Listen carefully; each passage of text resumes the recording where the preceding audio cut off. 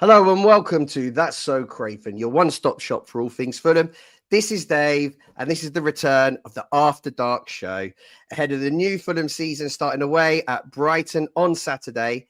And we're going to be discussing this, and we're also going to be discussing all of the transfer speculation throughout the week and finishing off with some predictions as well. That's been requested on our Discord, so we thought we had to oblige. So we'll be doing some predictions ahead of the season. And we'll see how that goes.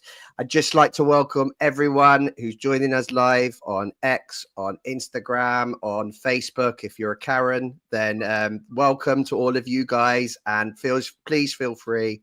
Give us your quotes and comments throughout the show and your questions, and we'll do our best to answer them as we go through it. So joining me tonight, we've got a very frustrated Kermit the Trump, aka Mark, and he is very frustrated about Fulham's transfer business, so we're going to rile him up a bit and see what he's got to say.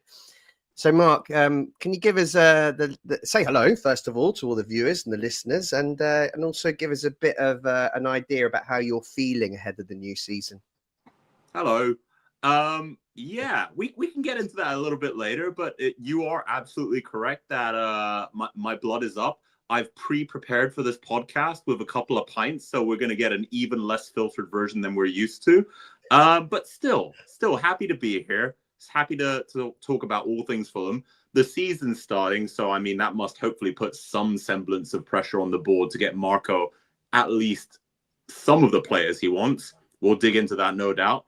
But yeah, let's get cracking, Dave. Yeah, we will. And also, I'm joined by Michael Timbury, who did a few shows late last season, but yeah. I guess like Kenny Tete and Tom Kearney, we've managed to get him on contract for this season. So he's joining us tonight. Mike, can you say hello to all of the listeners and the viewers? And also, I know there's a bit of a faff about getting to Brighton away, and then obviously you'll be going tomorrow. You go to every away game, as we know. So can you just give us a little bit about how you approach that? Hi, yeah. I'm back again for this season. Negotiations went right down to the wire, as in typical Fulham fashion, but I've re-signed. So yeah, glad to be back. Going tomorrow. It's not that difficult, really, to get to Brighton. So I'm going on the train. There's a changeover, but Brighton actually do a good thing where, as part of your match ticket, the ticket from on the train from Brighton to Falmouth Station, which is closest, counts as part of that. So that's always an easy enough one to do. And obviously, Brighton in August, when the weather is supposed to be fantastic tomorrow, you can't really ask for much more. So yeah, looking forward to it. Awesome. Okay, so I think as per normal, we've got the slides in completely wrong order. So we'll go back to the start and we'll shuffle them around, and we'll try and make out that was, we're not just this is just not a bunch of unprofessional delinquents on here. So we'll start off. We wanted to talk about transfers because it's been such a busy week with speculation, not with incomings, but definitely with speculation. There's been some frustrations, not least in the fan base, but also with Marco Silva. I've just seen the trust minutes came out, have just been published as well. So we have a bit of a Ali Max response, which we can talk through. But first of all, I think the guy that's most riled up about this and has been drinking all afternoon, getting ready so that he can unleash his full anger is Mark. So, Mark, obviously, we want to hear your opinions. Anger actually is being directed at all. Yeah, because everyone's frustrated, right? Everyone's frustrated. We haven't got our signings in yet, but everyone's anger is being directed a different direction, I feel, at the moment. Get a lot of people that are angry at the board and Tony Khan and the likes. And then there's other people that are angry at PSR and next year's squad cost ratio rules. And, so no one really quite knows where to place that anger. So can you talk to me a bit about your opinion on the transfer window, and having heard Marco yesterday and how disappointed he is and how passive we've been in this window so far, and also mention the challenges we face in this window so far. Give us your take on it. Let me hear what you've got to say. Okay, let me. I have done some thinking about this, and hopefully I come out sounding cogent. But let me lead with this. Imagine a hypothetical scenario. instead of signing one goalkeeper, who, to his credit, looked pretty good, right, in the sort of the preseason games we've had, right? He's held his own, so he's done all right. And I do believe in our signings. I think we do a good job and we spot talent. But imagine we have a Brazilian striker, a Brazilian number 8, 2 exciting under 21 England nationals from a top academy. Wouldn't that be a great window? Because that's a Forest window. That's not our window. So how the hell have they got all their ducks in a row and we haven't? My mind is blown.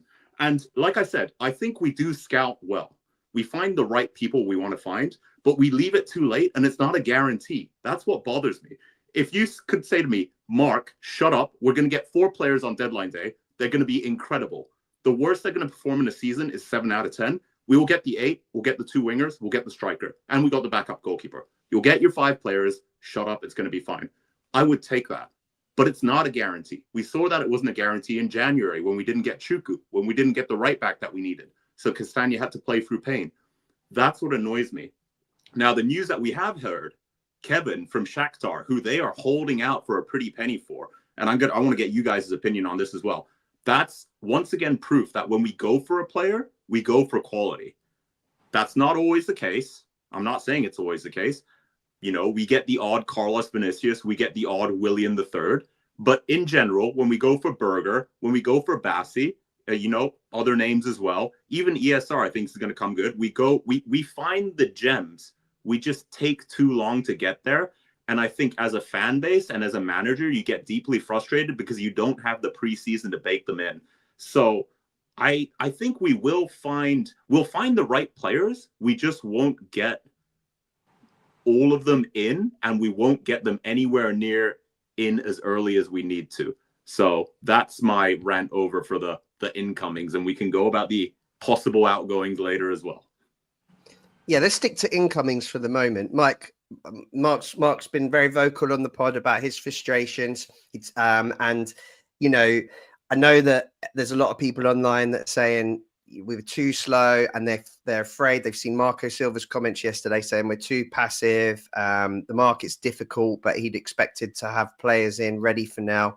What's your take on how things are going? And are you as disappointed as Mark?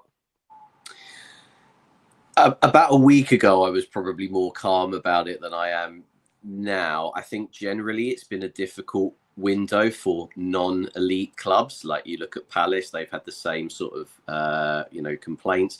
Even Forest, I think Nuno came out and said today they haven't been able to do everything that they want to do, even though they've been far busier than us. Something fishy going on there with their transfers, but that's a different matter for a different podcast, probably. I think for us, it never feels like we're on the front foot. We're very reactionary in what we do, and I think that leads to a big frustration amongst large parts of the fan base. I would like to have seen us be busier, but we know that this is how the Khans operate. It's no surprise to us that we wait till the very last knock-ins just for the sake of saving like 50 grand here or 100 grand there, because they will look to eke out the very best deal possible. I just don't like the transfer window in general. I think it's what creates this kind of chaos, particularly for clubs like us. So while I'm a little bit more nervous about what we'll do, I trust that we probably will get what we need in the end. Generally, when you look at the way that we've done business in recent seasons, we don't have long, protracted, drawn-out sagas playing in the media. Often the players we sign are done within a few days of us first hearing about it. I think we touted Andre all of last summer, and then Sander Berg just turned up within about a week of us hearing about it, and it was done. So I think that we will probably do some business, but it's been a bit more frustrating than usual this summer so far. Yeah, I think, as I said, I think everyone's feeling frustration. The Khans seem to be getting the brunt of it. I do know that there is also financial challenges and potential rule changes next year that the club need to look out for. I thought I'd take this opportunity just as before the show started, I got an email through with the Fulham Supporters Trust minutes, And Alistair McIntosh actually addressed the transfer window in response to a question. So I thought it'd be interesting for those that aren't trust members won't have received this information just yet. So I'll just quickly read it out and just because it's not too long. So he said, this year we started off what we think is a good team, finished 11th last year. We haven't lost many players. Last year saw the highest wage bill in the club's history. We wanted to keep the squad that achieved the record Premier League points total for Fulham last season together. We've had a number of bids for our players. Generally, we are looking to resist those bids. Players also have views on whether they want to stay or go, depending on the teams that are bidding for them, how much money they've been offered, and the location and leagues competitions that the other clubs plays in, which that seems like a reference to Rodrigo Muniz, but we'll come to that. We hope we have everyone here at the moment. Secondly, we wanted to re-sign Kearney, Tete, King, Defugiarals and Ridgen. Some of those signings are important going into the new season. We strongly believe that it is important to show a pathway into the first team from the academy. Someone might want to tell Marco that. No, I'm only joking. He is bringing the King through this season. So, we give him the benefit of the doubt. Anyway, so we need to ensure path is available to them and give our young players an opportunity. Thirdly, it is important the club is sustainable and operates within the league's limits. Marco, Tony and the recruitment team are working hard to try and enhance the squad. So that's basically the nuts and bolts of what he said. So interesting to hear the club fire back. It's interesting to hear that the club had the record wage bill last year, and we know that's going to be more under the spotlight, not next season, but the season after when the rules likely change. It does seem like a bit of a tightening, and the club are being really careful with who they bring in. And what I guess is the detriment to that is, as Marco said yesterday, it's the fans. It's the lack of preparation he has with those players to get them embedded into the team. And I just thought, Mike, on that subject, do you think because we've left it late, and regardless of what the problem is, do you think that it's going to hurt us in the first few games? I'd like to think not as much as is being made out, because we've got a pretty settled squad. Like, we have, pretty much two for every position as it stands. Obviously, it'd be interesting to see if Muniz is in the squad at all tomorrow. But aside from that, we pretty much go into it full strength without Anthony Robinson. So I don't think that there should be too much impact on, the team's performance on the pitch in a one-off game. It's more the kind of over the course of the season, particularly the idea of players, embedding into a new system, that any that do come in might struggle to adapt to that. But you'd like to think the ones that we've already got in the building would be able to hit the ground running for this season.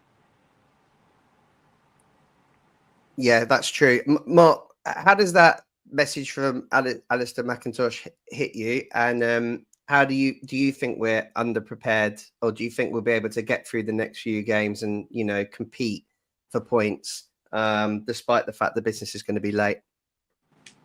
Look, as a self-avowed corporate guy, that sounds like a very corporate answer. There's nothing factually wrong with what he said. But as many other fans have said, when we're standing still in the Premier League and other people are recruiting and strengthening, even if they've lost players, then we're falling behind. And I was very hopeful after the disaster that was January.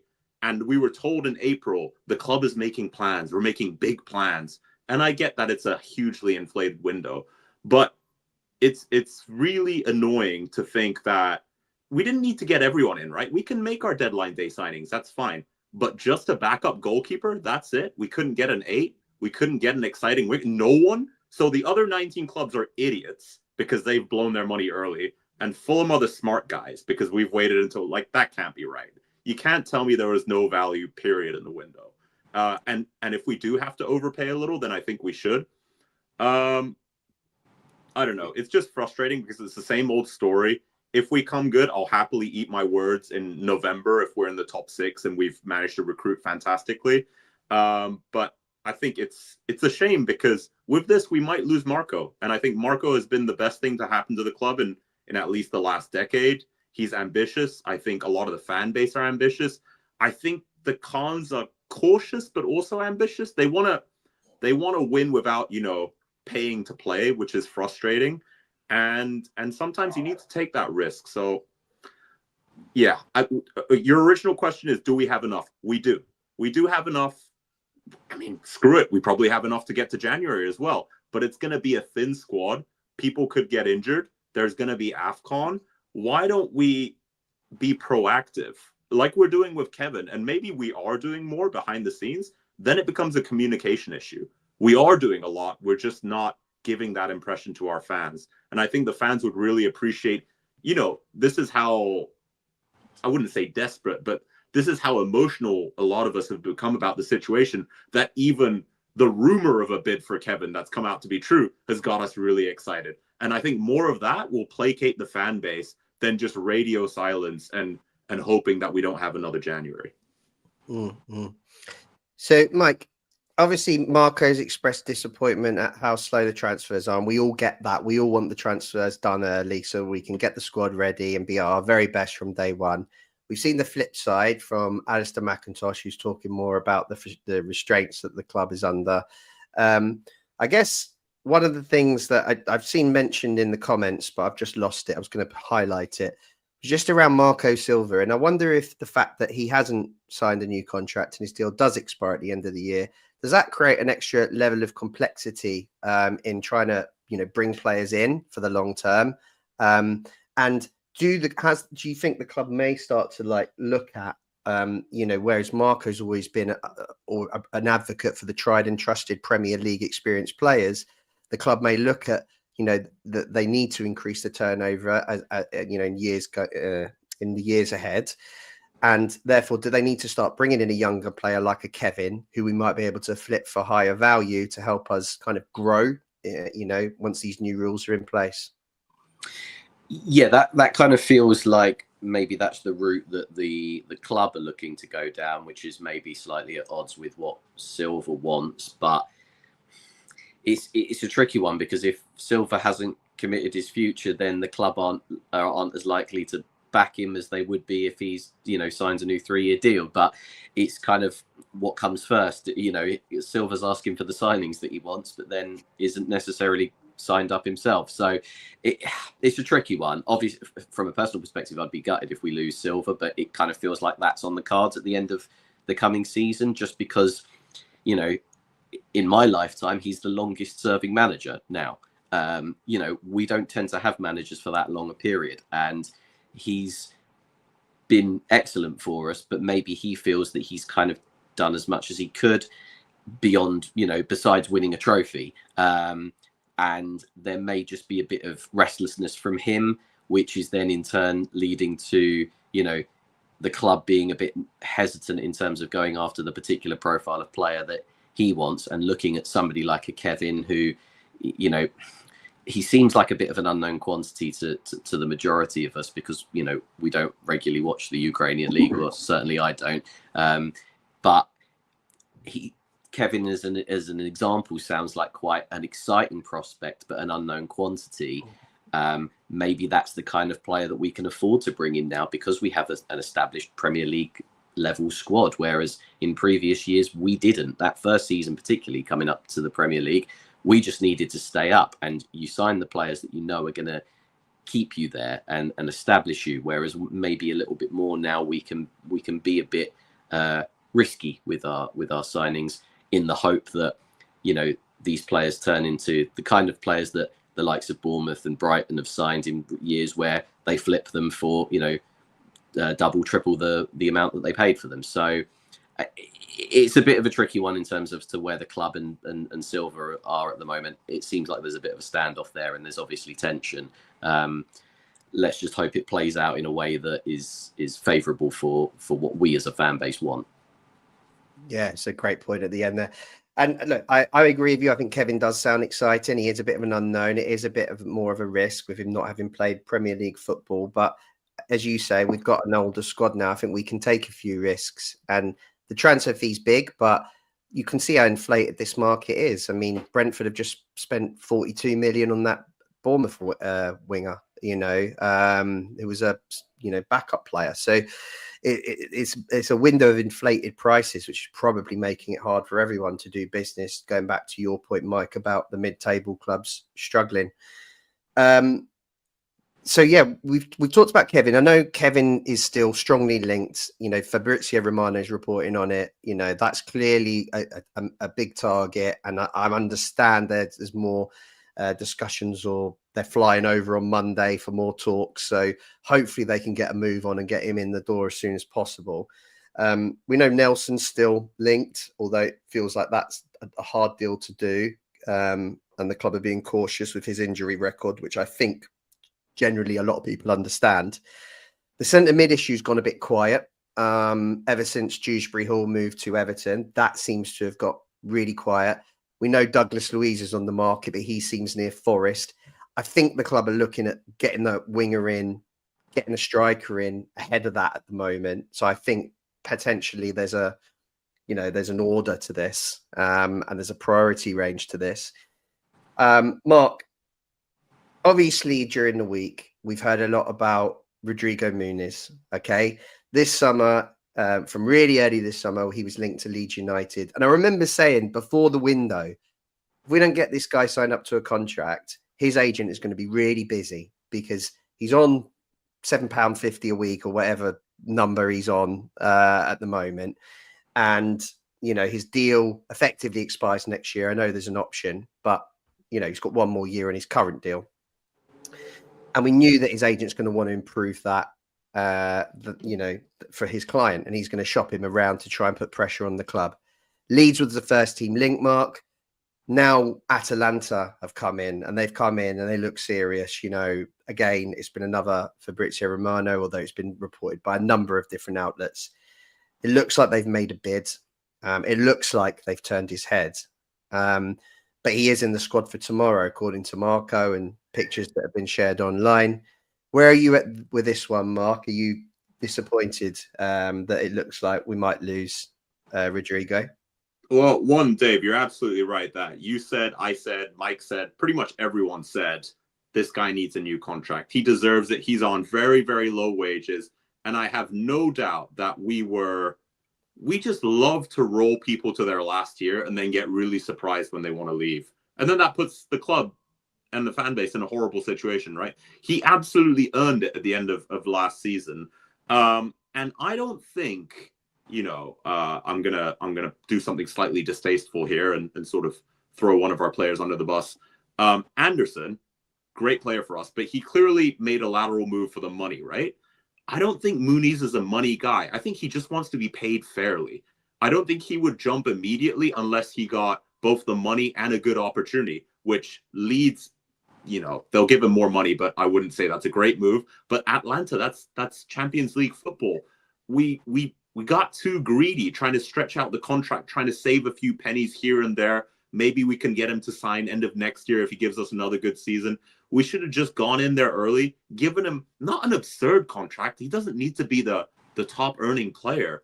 But, if he's roughly on par with Raul, give him 70% of Raul's money. That's still probably 60 or 70 grand. He'll probably sign that in an instant, right? We probably lowballed him with some crap contract that took him from 10K a week to 30K a week, hoping that we can extend it that way, if I was to guesstimate what we did.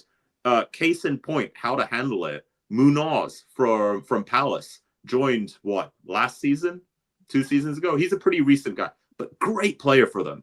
Immediately they gave him a new contract, probably doubled his wages, because they knew other people saw how good he was and were probably going to try and poach him. Very difficult to poach a player once they've got a new contract that season, maybe even for another season after that, right? You guarantee at least 2, maybe 3 years. We should have been on the ball with, I would hope, is quite a generous offer. We haven't done that because I think we're penny pinching, because we seem to be the one team that's concerned with PSR, CSR, or whatever acronym you want to give, even though other teams don't really give a flip. But safe up, Mark. Come on. Yeah, it's I'm trying to be dignified here, but I'm very disappointed. On the flip side, not the other F word, if we let him go for £40 million, that's not terrible business, right? It sucks. I would rather keep him, but 40 million is good, and at least not to a competitor in the league. That's my opinion. I want to hear what you guys are saying. It's interesting you say that 40 million, because obviously the club we bought him for, who was it again? Flamingo. They've got a 25% sell-on fee. So we've got to sell him for enough that we can, get some transfer kitty behind us to go again and bring someone in. So it's going to have to be, I'd heard rumours of 50 million euros. And I thought, God, that's a big price for a player. I think you're buying his potential there with a bid like that. But actually, someone spends 50 million euros, that's 42 million. 10 of that's going to Flamingo, so you kind of are about 30 million in GDP. And that's the minimum that we're going to need to replace our number 9. So I can see why their first bid's been rejected and why the club will fight hard to try and recuperate as much as possible. So just to jump on that point, sorry, you're absolutely right. And we don't hardball. This is what really annoys me. We seem to fool whenever Mitrovic wants to leave. Okay, let's make it happen. Polina wants to leave. We basically made that happen, right? We said you can leave if we find a replacement. So I don't want to say gave in, because we had an out of it, but yeah. But luckily he was a professional and he stayed and he gave us another good year, and then we honored it the next year round. But I think it was mentioned on the Discord. Great place to find out about Fulham news. If you guys are listening and not on it, please join the Discord. But I forget, I don't know if it's Barton or someone else, but they made a great point that other clubs play hardball. They say, no, the price is 60 million. You're going to pay that. Otherwise, come back when you're ready to pay that. And we seem to say the price is 50. Okay, it's 45. Okay, he can go for 35 plus 5. We trust you guys. So maybe we don't do that, and we just be tough about it. That's my opinion. Another thing on that, Mark, as well, is it just feels like we're completely unprepared for this, as in like, Muniz has drastically improved over the last 18 months. People are interested in him. We should be preparing to sell these players and already be doing the business in advance to get that replacement in the door, where when we do lose somebody for the right fee, we're not then scrambling around with a week to go, oh my God, we need to get a replacement. Otherwise, we've got one 35-year-old up front. Like, it just makes no sense in that regard why, if they didn't want to give Muniz the money in his contract, prepare to sell him, for the right fee, and start doing that shopping earlier rather than, it get to 2 weeks before the window shuts. And we're now in a position where we look like we might lose him, and we'll get somebody in that we haven't really identified yet as who's going to be that replacement, or at least haven't done the groundwork, as in, we know now that what used to be called tapping up happens all the time, as in they kind of agree the terms with the club before the club even approaches the other club about we don't seem to do any of that, at least not to our general knowledge. They might be doing that behind the scenes, but unlikely, that feels, whereas other clubs seem to operate in a more shrewd fashion that is just, sensible business. And as you say, hold out for that absolute fee. Brighton's a perfect example. They took Chelsea to the cleaners, as much as you can take Chelsea to the cleaners, because they have this infinite supply of money, apparently. But for Caicedo, they already had Baleba in the door. They already had him touted as that's the next cab off the rank, but we're still going to sell Caicedo for the value that he's worth. We just don't operate like that. And that's kind of the thing that I find frustrating the most about the way that our club is run. Some really good points. Really good points. Mark, before we talk about some of the replacements that Michael's taught that we're now kind of scrambling around and looking for, you mentioned the club and, should have got the contract done sooner. I agree with that. But does Marco have any kind of blame on this? And I say that because Muniz had 8 starts last season. The year before, he'd kind of had that hot streak, and he'd ended the season. He got the number 9. He played a few games at the start, and then he was dropped. And, Raul came in and did well for a while. But he really found it difficult to get kind of back in the team and get any kind of, period within the team before he got injured right at the end. And I just wonder, Atalanta come in. They're a Champions League football team. It's a big move. He can go there and be their number 9. But do you think he also thinks, I'm also going to start? Is that part of Muniz's thinking? That's a great question. My response to that I'm not sure you guys agree or not, but I think Marco, in general, with a couple of positions exempt from this, doesn't really play favorites. Maybe he does. I think AP is a favorite, and I think Anderson is a favorite. So I think Diop can feel aggrieved, and I think whoever plays a 10 ESR, though he's been inconsistent. Maybe Kearney, but he's getting a little bit older. They can feel aggrieved. But I feel of the number 9 position, Marco's been pretty fair. And whoever's hot stays on, and whoever's not has to be on the bench until they can prove themselves. And I would not be keen to have a first team player who's going to sulk and not take that as an opportunity to be better than the person who they're competing against. So I see what you're saying, and that's valid, but I don't feel Muniz has that personality. I think he is hungry, and he strikes me as a decent human being. So no, I don't know if that really holds. Now, if Marco leaving at the end of the year coincides with Muniz not signing, maybe that holds some weight because he actually really respects the manager and wants to work with him. And if he's not sticking around, God knows who's going to be around next. So are you going to really commit 3-4 years to the unknown? I think that's another argument that merits sort of examination. But yeah, it's a great question. Yeah, and just on that, when you mentioned who will be the next manager, I'd just like to point out that Jack in our WhatsApp group actually threw out the name Gary O'Neill. So we barred him. He's banned for the next 2 months from being on the pod. The worst shout of all time. Anyway, Mike, Mike, just so everyone knows, Mike doesn't follow. You don't follow the transfer rumors as frequently as we do you? I hate the transfer window. Yeah. So no, I don't. So some of the names that have come out in the last few days as potentially replacements for Muniz. We've been linked with Tarami over at Inter anyway. And he was a pretty good player at Porto for a while, but he's about 47 now, right? So he can join Raul and they can be a combined age of, a pensioner. But I think that was more as a replacement for Vinicius, although and who knows what he's got left in the tank, Tarami. But some of the new names being mentioned as players that we might target, one of which is Rasmus Højlund at Man United. And the other I saw today was Richarlison again. I think that was linked as well. Give me thoughts on those two, and also on any other strikers you think might be, worth the club looking at. So, I mean, Richarlison, I kind of feel like is the kind of player that we could do with, in that he can play wide or through the middle. And I think that we've lacked that in previous years, particularly we saw at the back end of last season when Muniz was injured, we didn't have a viable second option. Somebody like Richarlison would probably expect to start most weeks, whether that's through the middle or wide. I wouldn't be against that. Maybe there's an issue in terms of his age, but aside from that, I think he's kind of proven Premier League quality. Højlund, obviously, less so. The move to Man United was way too premature for him. And I feel that sometimes that these players jump at the bright lights of a big club and the big transfer fee and probably the wages that come with that before actually being ready.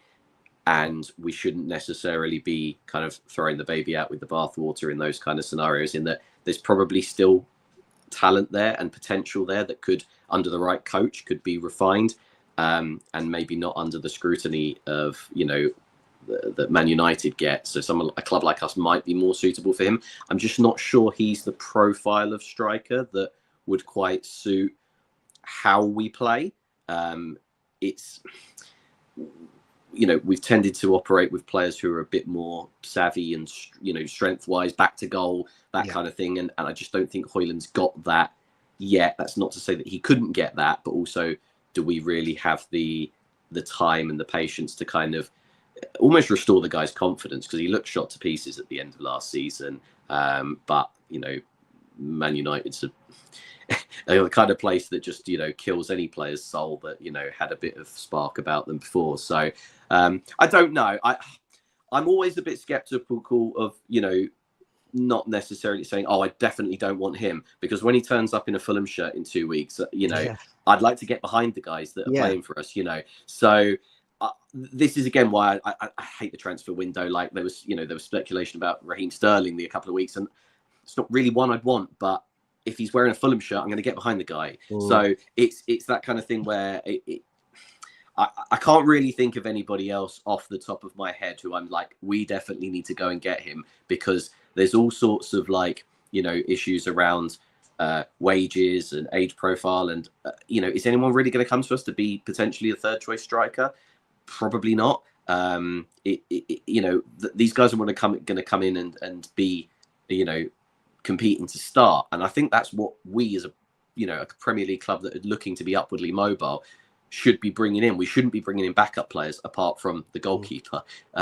Everything else should be somebody's coming in to compete for a starting position. Whoever that is, I don't quite know, but I'd like to think that the club scouting department have a bit more of an idea about that, and they've identified potential options for us.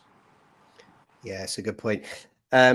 Mark, and before I ask you about who you might fancy the club going in for, I just wanted to echo Michael's point in Rasmus Højlund. I saw a lot of the fan base get quite excited about him, and I just thought, what are you seeing that I didn't see last season? I thought he was dreadful. In fact, I thought he was the worst striker Fulham played against last season, and we played against him 3 times.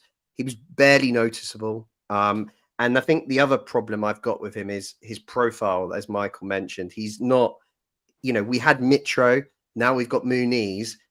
Now we're going to have another player who's not a target man. He's just, for me, he's a poor man's Raul Jimenez. So, and we're going to have to spend 30 odd million on him.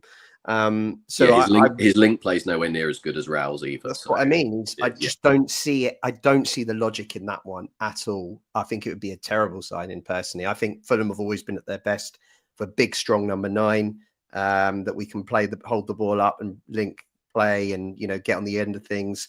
That's what I'd quite like to see. Do you have a different opinion, Mark? What's your thoughts? Yeah, I'm not as against Højlund as perhaps you are, Dave. I saw that you were nodding so hard. I was surprised you didn't get whiplash, so that was pretty cool to see. But yeah, we love a recovery project in Fulham, so that's why I'm not too against it. I think Anderson can be sort of the wise old head in the situation. They both play for the Danish national team. His stats aren't terrible for Denmark, and I think for the Euro qualifiers a year or 2 back, and also when I think he was at Atalanta before. At least he came through the academy there, but he did all right. But yeah, his stats at United are terrible. So that's fair enough. This is kind of a moonshot. I don't think we'd ever get him because Palace dislike us already. But I see bids have come in for Mateta, and at least the fundamentals make sense, right? Prem proven, big guy, skillful, and we'd shell out money like we did for Anderson. We'd pay through the nose for it. But I think, was it Juventus? I think it was Juventus. So someone put in a bid of 30 million, which is nowhere near enough. But we could stump up the cash, right? Muniz goes for 40. We bring him in for 40. We make no money. He is 28 years old, so I don't love it. But I've seen the guy surprisingly nimble and skillful with his feet, even though he's a big dude. And he knows how to find the back of a net. So, like I said, moonshot, probably never going to happen. But a striker I definitely respect, and someone Glasner has gotten a good tune out of. And I think Marco could do the same. Fair enough. Good shout. I mean, I can't see us getting him. I can't see Palace selling him to us, and I can't see us paying enough. I didn't realize he was 28. I thought he was a lot younger than that. If that's the case, he does fit the profile for Marco, though. Big, strong number 9, 28 years old. But yeah, I don't know. For me, I'm not even sure. We just haven't had enough time to prepare for, Muniz leaving. And I'm just a bit gutted about it, to be honest. But we'll see. He's not left yet. You never know. There might be some more twists and turns in this saga. And on that note, I'm going to move to Brighton just in the interest of time. It's Fulham's first Premier League game of the season. We're back. So it's a tough game. It's a game against a team who we've notoriously had a good record against, but did lose last time out at the Amex. Mike, you'll go into the game. You obviously went to the game last year as well at the Amex. I'm sure you're hoping that we don't play 5 at the back again, and I'm sure we won't.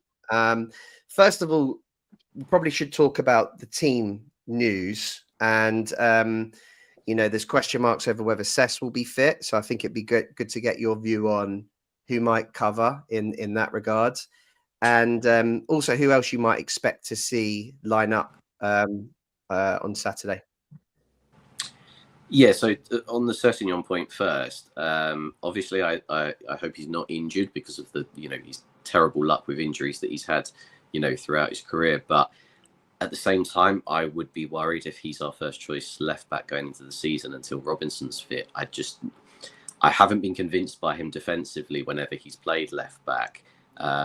You saw as the season progressed, obviously last year, he got more sort of confidence in his body in terms of trusting it to stay fit. But his performances that were, higher up the pitch were the ones that stood out when he was playing. I think his first goal against the Wolves game, he played as a wing back, and he's actually more suited to playing as a wing back than Robinson is, in my opinion. But when he was playing as one of the sort of, the wide wingers higher up the pitch is when he was at his best. When he plays as a left back, I feel like he can be got at. And, if Minte is going to start for Brighton on the right-hand side, that would worry me. I think that Castagna would maybe offer a little bit more solidity there, although it's not the most natural position for him at left back. He does play there regularly enough. I think he's played plenty of times for Belgium there. I think he's only played once at left back for us, but that would probably be my preference. But of course, there's the option of shoveling one of the left-footed centre-backs out to left back, whether that's Bassi or Cuenca. I don't think we've seen much of either of them in those positions. So it would be a gamble either way. I think whoever we pick, it's not going to be as effective as Robinson. So that's something that is a possible concern. Other than that, I kind of think that the team is going to be as you'd expect it to be, with the question mark over who starts up front and whether it's Smith Rowe or King in the 10. Yeah. Mark, your view? I mean, obviously last week we went to the friendly. Me and you had one or two beers before and after the game and during. And it was a good day out. And, it's often a clue, that game, as to how we're going to line up the week after. Are you expecting many changes other than potentially Cess dropping out? No, I think that's probably the team we start with. Just wondering, did we play Lukic or Berga? We didn't play a double. Yeah, we played Berga. Yeah. So I don't know. That was an amazing friendly, but I think I enjoyed the beers more than I enjoyed the match, because that was relatively dull, even though it was great to have to be so close to the players. I think that's probably what we're gonna see. I would love Silva to have a show of confidence and put Muniz up to really sort of hopefully sway him to stay with us. But I do think Raul starts. I think Raul just, especially after the showing he gave, right, where he can actually do something with a free kick, which is nice to see for once. But yeah, that's probably the lineup we're going to go with. I completely agree with Mike that Cess has gotten better, but he just doesn't feel like a natural left back. And luckily, that's probably one of the few positions where I say we have an abundance of options, right? We got Cuenca, we got Bassi, Robinson when he's back, Castagna. So that's probably the position I'm least worried about for Fulham. But we'll see how it goes. We've famously rode our luck against Brighton and done well. I wonder if that ends. I guess it finally ended last match when they got that last-second penalty. But at the same time, yes, they recruit really well and they play really good football, but somehow we have their number, and hopefully that continues this season as well. They are a very good side, though, and they're also an interesting side to watch, which I appreciate. They play some pretty nice football. Yeah. I think the thing with them tactically, they seem to always play that kind of box midfield against us to outnumber our 3 in midfield, and they essentially almost play with a 4 in there, and we just can't get the ball off them. We deserved to lose last year. It was just a shame that it was, with a last-minute penalty, but we just couldn't get near them in that game. And I think the home game as well, I remember the first half. They Mhm. completely dominated us, and the keeper passed it straight to Iwobi, and we were 1-0 up. But that first half in particular, they were so impressive, and it's going to be a really tough game tomorrow. Regardless of how well we play, we know that they're going to cause us problems. Mike, have you kept track of what Brighton have been up to this summer? They've obviously lost João Pedro to Chelsea, and they brought in, an 18-year-old Greek kid, I think. I can't think of his name off the top of my head now, but they paid a fair few quid for him. But you kind of feel like he would be the backup to Welbeck and Ruta, who you'd probably think that would be their first choice. The only other signing of note, I would say, is that they signed De Kuyper from Club Brugge, who is the left back to replace Estupiñán. Again, don't know too much about him, but the reports sort of suggest that, a guy who was playing Champions League football last year for Brugge and is relatively young, feels like another, Brighton kind of signing, as in he'll be really good this time next year, and he'll be the kind of the Milos Kerkez of this season. We'll see. But other than that, you'd expect pretty much the same sort of side that they've kind of finished last season with, and they finished pretty strongly at the back end of last season. So I think as well, I hear that Belieber is fit, and as you Hinshelwood, I think the only one that's going to be missing is Solly March. So that's a pretty strong squad that they've got. I can't say that I'm massively looking forward to just watching Brighton keep the ball from us for 90 minutes. But, we've hung in there before and sucker punched them a bit. So there's every chance that we can do that again. Interesting. And Mark, how do you feel about this one? Do you think we've got a chance? It's clearly going to be a difficult game. Just on the point about Belieber, actually, Mike just made, I've noticed there's loads of rumours linking him with Man United. So similar issue to us with Muniz. It looks like Man United are going to make big bid for him. And that, there's maybe question marks about whether he starts tomorrow, depending on how advanced those discussions are. How do you feel about this one? Do you think we've got a chance here, or are you a bit nervous? Oh, I think we always have a chance, sometimes unjustifiably so, against Brighton. So I'm hopeful. All it takes is one Manor Solomon break, and we can at least get a point out of it. So that was probably the most one-sided game I've ever watched Fulham in, where Leno was an absolute hero, and I think they hit the bar multiple times. It was a bit of a ridiculous match. Well, I would be furious as a Seagulls fan if I was on the other side of that. But at the same time, it's not going to be easy, like you said, and they're going to be very well prepared and motivated, and they're a supremely talented squad with great scouting. God, I'm really not making our odds sound good. But we always have something about us against Brighton. Like I said, super unwarranted, but maybe Verbruggen will follow in the footsteps of his compatriot Flecken and have flappy wrists, or pass it back to Iwobi again, and we can get a point out of it. Be happy with a point, be delighted with 3, as always. But I'm quietly hopeful. We gotta have hope, otherwise what are we doing? If I was to push you for a prediction, what would you give? 2-1 with a dodgy penalty for us. Oh wow, you're going for the win. You know what? A couple of weeks ago, I've always felt when these fixture lists came out that we might get something out of this. I just think it's kind of, it's the first game of the season is always a tricky one. Both teams are a bit nervous. No one's got any momentum. I personally think if we can just keep it tight, we can get something out of this. I'm not saying a win necessarily, but I think there's a point to be had in this one. I'd be obviously really disappointed if we lose the first game, and I think it will just put more pressure on the recruitment issues that we're having. I think it could be quite toxic if we were to lose this one. Mike, what's your view on this? Do you fancy us, or do you think Brighton might continue their new run against us? Start making a run against us at the Amex, I guess. Yeah, I'm hoping not. I'm hoping it doesn't become a theme. But no, I think we could get a draw there. I've gone for 1-1 in my Super 6 predictions. So I think we do tend to score down there, even if we don't necessarily deserve to. But so I think that's I think 1-1 is probably as good as it's going to get for us. I'd love us to nick a win, of course, but I'll leave the optimism to Mark.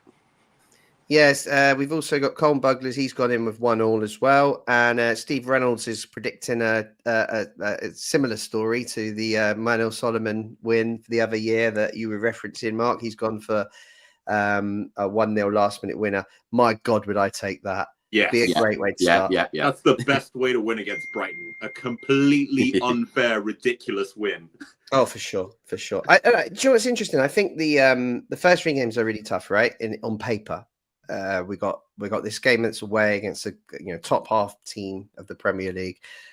We go back, bring Man United at home, who've improved.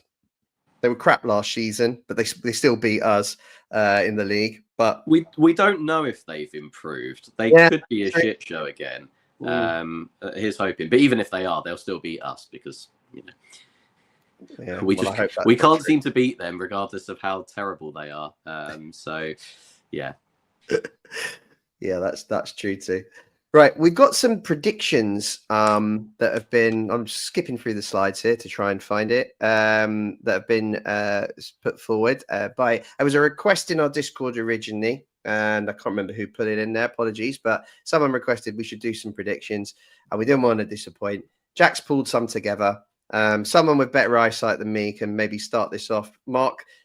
Maybe we do one at a time. We just go through it, and then we'll keep track. And I think what the idea is, the other guys that are not on the show tonight, guys and gals within the That's So Craven group, will also make their predictions too, so that we can reference this at the end and see who was closest. Mark, should we do one at a time and just try and fire through these? Yeah, let's do it. Okay. All right. Okay. You go first because I can't read that. So no problem. I will use the power of my Specsavers glasses to declare to anyone who's not watching us live and is on perhaps a podcast. So the first prediction is what will be our final position and our points total. Gentlemen, whoever wants to go first. Okay, our final league position. I'm a bit nervous. I saw the Opta stats for this was suggesting we'd finish 15th. Now that's a bit of bullshit, really. It doesn't take into account transfers and things like that. But it's actually similar to what I think. I don't think we'll do as good as we did last year. I just think potentially with Silva maybe leaving and his question marks around that. The fact that we've done our business late. Muniz leaving, I think, might be a bit of a blow. In terms of not having that option off the bench and having.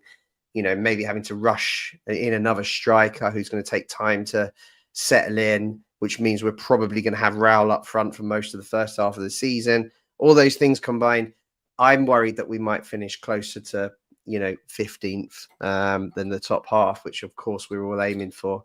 Points is trickier. If I was going to predict points, I don't know, maybe 45, something like that. I suppose that would be 15th. So that would be my go. So I was going to say 12th and 48 points. And the reason I think that 45 is probably 45, you'll finish higher than 15th. Okay. Because surely the bottom 3 won't be as dreadful as they have been for the last 2 years. Like, you could have stayed up with less than 30 points last season. That's embarrassing. So that's why, even though we finished 11th, we broke our points total. So, I feel like there will actually be less points needed to finish. More points needed to finish kind of, safe from relegation, but then there'll be less points higher up the table, if that makes sense. 12th with 48 points is what I'm going for. Mark? I was going to go way more bullish than that. So I completely agree with the points that you raised on the teams coming up. Sunderland in particular have really gone for it, which I kind of respect, because not only have they haven't gone scattergun like Forest season 1.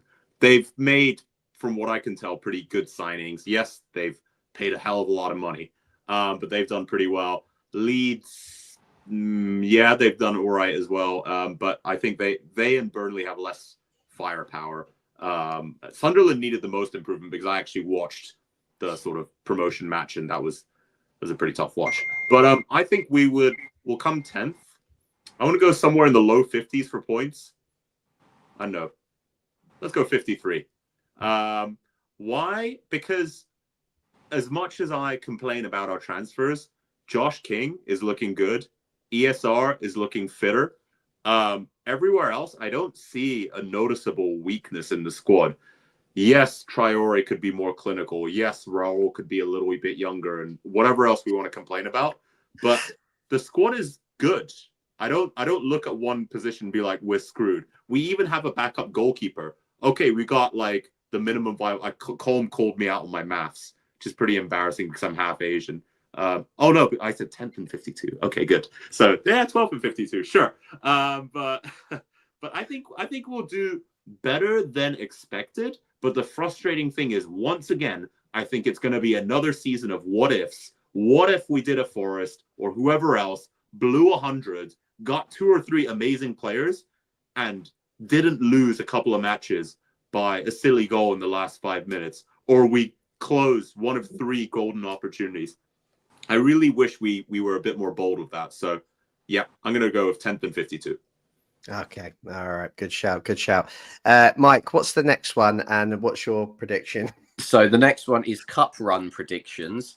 Yep. I'm going for us to get knocked out in the first round of one of them and then to have a decent run in the other. I just don't know which yet. I think we got Bristol City at home in the Carabao Cup. So I don't know. I mean, this is favourable a draw as you could ask for, but that's the kind of game that, if we rotate heavily, particularly as it becomes between Sunday at home to Man United and then Saturday 12:30 away to Chelsea, we could make a bit of a howler and like a Preston last season and end up kind of falling out of the competition a bit too early.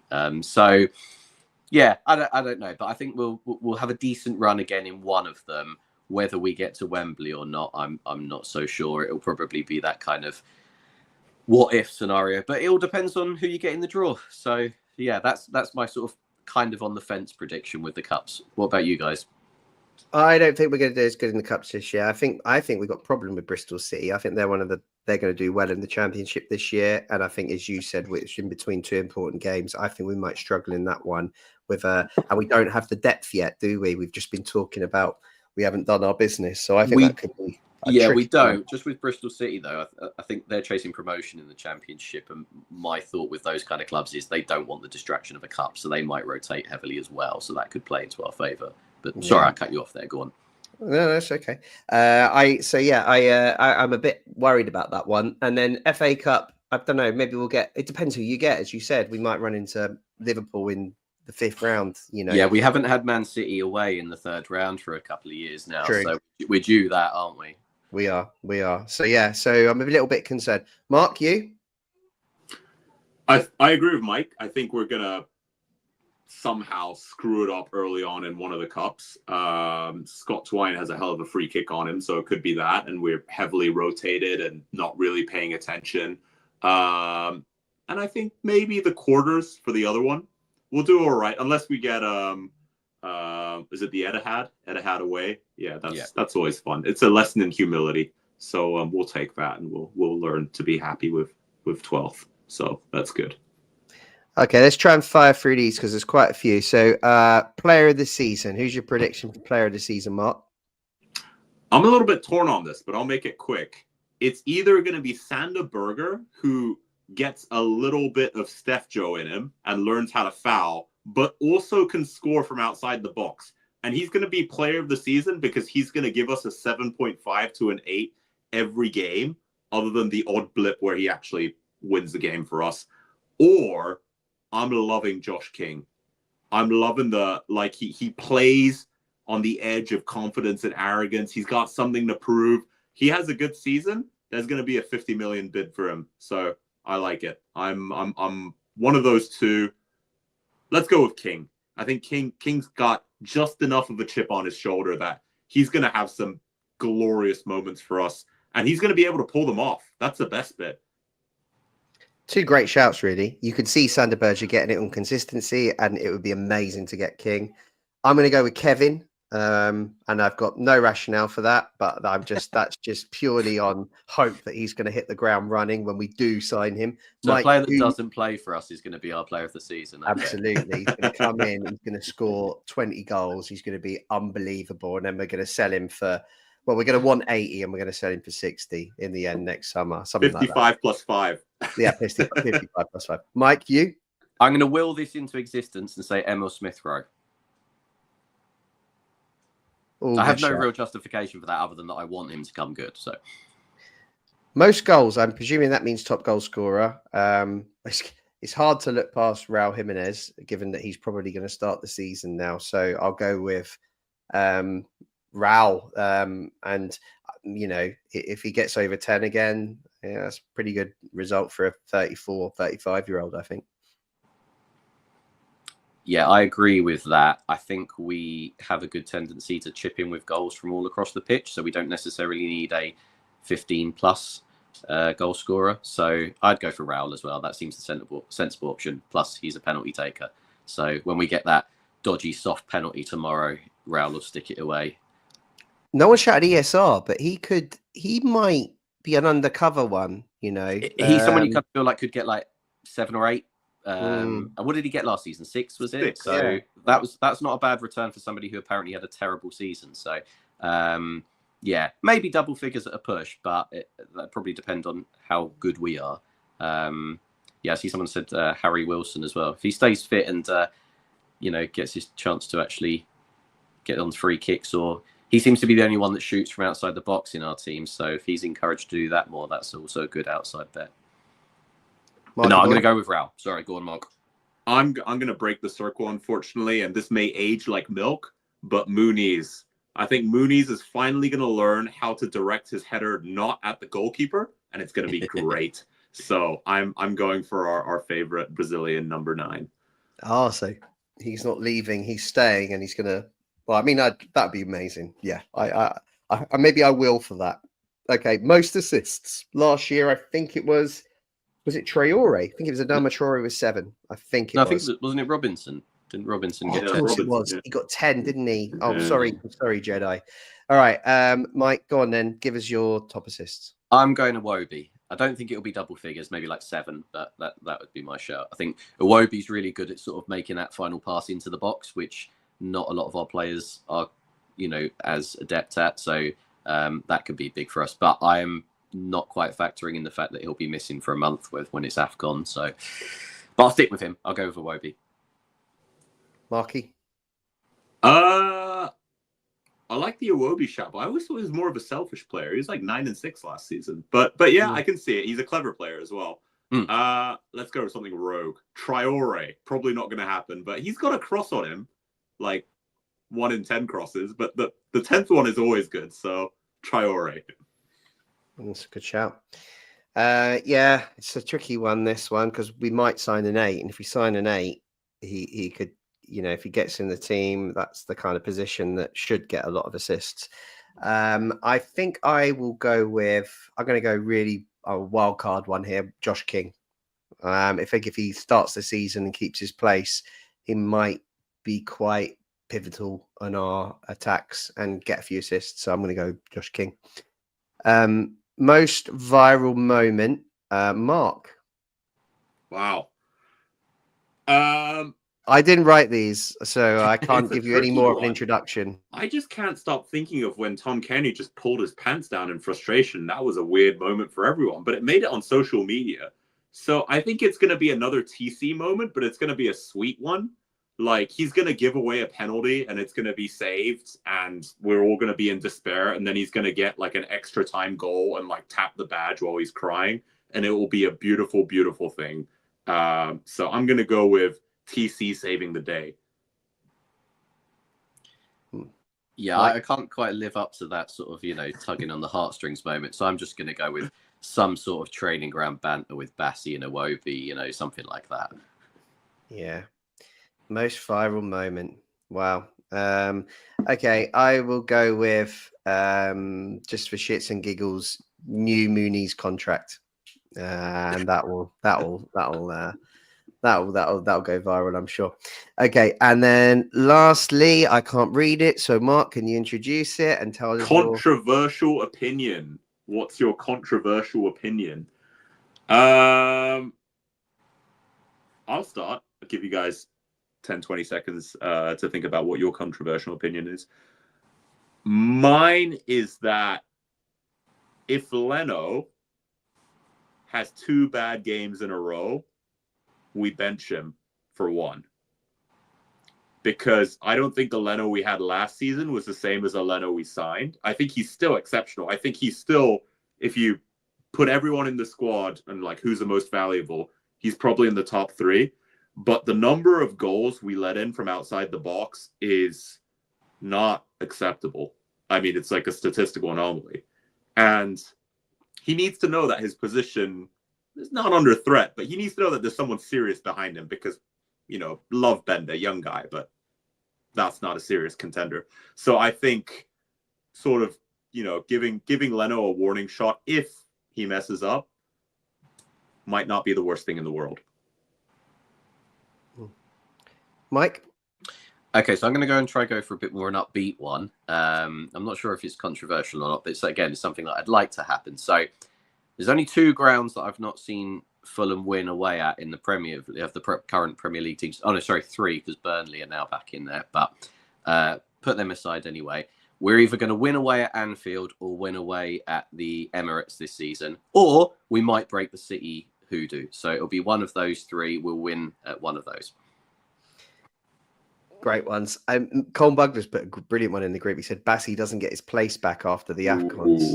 You know, that, and you could totally see that happening as well. You know, Marco would keep Cuenca in if he performed really well, I think, but or he would move to a back 5 to try and accommodate both of them, and then just we'd be terrible. Yeah, what's my controversial opinion? I think I'm just going to go back to the point I'd raised earlier about where we'll finish. I think we're going to have a tough season. I think we might find it's a lot more difficult than last year. And, I don't think we'll get sucked into the relegation battle as such, but I think we'll be on the fringes of that. And I'm not expecting big things. So please, I really hope I'm wrong, but I pray that I'm wrong about that. But it's just my controversial opinion. And I don't want to be Mr. Doom and Gloom. So, but I am. But let's move on quickly from that as a result. Third kit, guys. Can I just quickly get your opinions on the third kit? I mean, Mark, pretty good. I mean, I don't know how we've done it, but we've released, in my opinion, 3 9 out of 10 kits minimum in a row. Like the original, the home kit is gorgeous. The away kit is nostalgic and cool. And the third kit is just, I don't know, it's just awesome. It's so clean. How have they done it? It's like they've appeased us with a lack of signings, with just re-signing academy players and really cool kits. But I think you only get to pull that trick once. I don't know what's going to happen next year if we still have no transfers, but we still release cool kits. But I love it. I think it's awesome. Yeah. Mike? Yeah, I really like the kits this season, but the third kit in particular is a chef's kiss of a kit. Mwah. Love it. And as a collector, I will probably be parting with my hard-earned cash for all 3 of them. So, blimey, you must be getting paid well, because they're not cheap. They're not, but I've got my season ticket holders discount code, so I'll be cashing that in. So yeah, I'm not as well paid as you think. Just frugal. Do you know what? I only just got this. I've just got back from Copenhagen about an hour ago. Well, an hour before the show started. So I haven't even opened it yet, but that's nice to know. There's a little discount in there, which I'll probably get Reese's shirt. I like all 3 kits. I just wish the home kit shorts were black, because that's the Fulham way. But yeah. Yeah, that's my only gripe with it as well, because I feel like if we were to make a cup final, Fulham need to look like Fulham in a cup final, and if we're wearing like all white, it just won't quite be the same. But I don't know, maybe they'd do it for a special occasion where we could go back to the black shorts. You never know. Okay, guys, thank you very much for joining us for the first After Dark of the season. I think we'll call it there. We're at 1 hour and 9 minutes, so that feels like we've yabbered on long enough. We've talked about the transfers and all the frustrations. We've talked about Brighton and our predictions, which were all pretty positive. So that's something. And then we've also made our predictions, which we can come back to. We'll be back on Sunday too with a pod to reflect on the Brighton game. So looking forward to that one. And after that, we'll be back now. And it'll either be on Wednesday, Thursday, or Friday nights. We're going to have to be a bit more flexible this year just because of various commitments amongst the team, particularly during August where everyone's on holiday. So, but yeah, please tune in to all of the shows and please subscribe to all the socials. All of the links are within the description of the podcast or online when we post the podcast. So yeah, please join us. Please join the Discord, which is growing and been so great this year. Really good this summer with all the transfer rumors flowing through there. And lastly, thanks for everyone for joining us in the chat tonight. You know, your comments are really appreciated, and obviously we use them as the show goes on. They've been brilliant. So that's everything, and thanks again to you guys too for joining us. So yeah, I think that's pretty much a wrap, and all there's left to say is you.